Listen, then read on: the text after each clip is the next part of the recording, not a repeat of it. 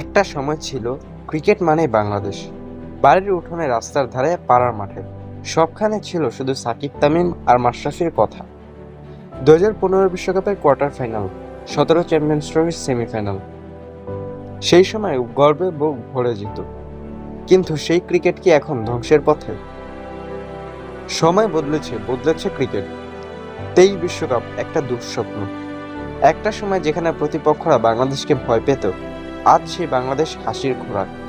Batting ব্যর্থতা, বোলিংয়ের ধার কমে যাওয়া, অভিজ্ঞদের ধারাবাহিকতার ব্যর্থতা, নেতৃত্বের সংকট, সব মিলে বাংলাদেশ ক্রিকেট যেন গভীর অন্ধকারে।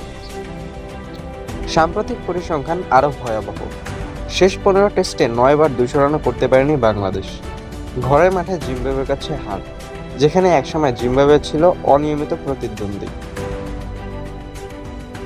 এই পরাজয় শুধু একটা ম্যাচের নয়, এটা একটা যুগের পতনের সংকেত। অন্যদিকে একসময় যেখানে ফুটবল ছিল শুধু নামেই, আজ সেই ফুটবলে উঠেছে নতুন দিনের সূর্য।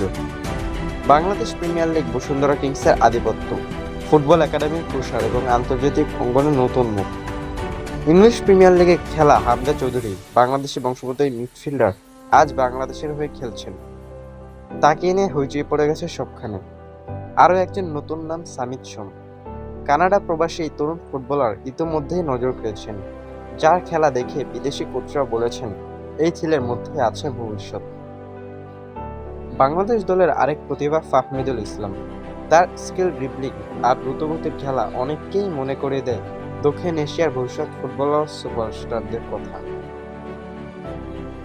যেখানে ক্রিকেটের ভবিষ্যৎ প্রশ্নবিদ্ধ, সেখানে ফুটবল ধীরে ধীরে জায়গা করে নিচ্ছে মানুষের হৃদয়ে। ছোট শহরের ছেলেরা আজ ফুটবল খেলতে চাইছে। স্কুল কলেজে ফুটবলের টুর্নামেন্ট বাড়ছে।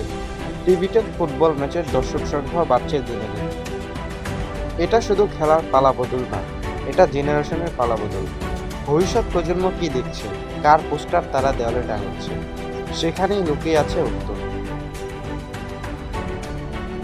ক্রিকেটের এমন সময় এসেছে যে বাংলাদেশ জিম্বাবুয়ে টেস্ট সিরিজ কোনো ব্রডকাস্টিং চ্যানেল দেখাইতে আগ্রহ হয় না। আমরা কখনোই চাই না ক্রিকেট হারিয়ে যাক, আমরা আবার চাই সেই টাইগারদের গর্জন। তবে এখনই সময় আত্মসমালোচনা, বিকল্প খোঁজার, যুবাদের সুযোগ দেওয়া, নতুন নেতৃত্ব তৈরি করা।